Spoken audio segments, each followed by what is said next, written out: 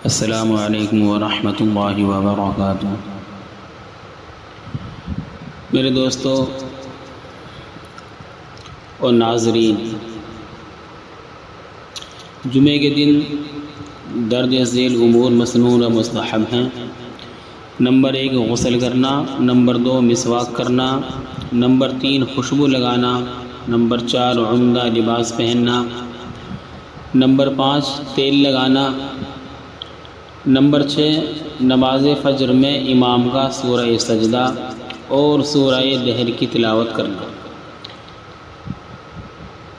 Number 7 نماز جمعہ کے لیے پیدل جانا، نمبر 8 جمعہ کے لیے مسجد میں جلدی جانا، نمبر 9 امام کے قریب بیٹھنا، نمبر 10 جمعے کے خطبے کو خاموشی کے ساتھ میں سننا، نمبر 11 نماز جمعہ میں امام صاحب کا سورہ اعلیٰ اور سورہ غاشیہ یا سورہ جمعہ اور سورہ منافقین کی تلاوت کرنا، نمبر 12 جمعے کے دن درود پاک کثرت سے پڑھنا، جمعے کے دن دعا مانگنا، خاص کر دونوں خطبوں اور عصر سے مغرب کے درمیان۔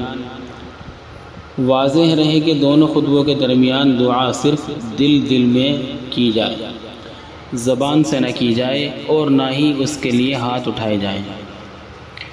جہاں تک مسئلہ ہے کہ جمعے کے دن کون سی سورہ کی تلاوت کرنا افضل ہے، تو جمعے کے دن سورہ کہف کی تلاوت کرنا افضل ہے۔ احادیث شریفہ میں اس کے بڑے فضائل مذکور ہیں۔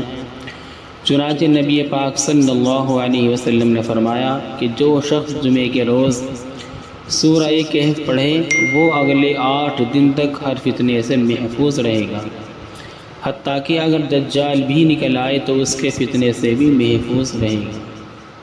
السلام علیکم ورحمۃ اللہ وبرکاتہ۔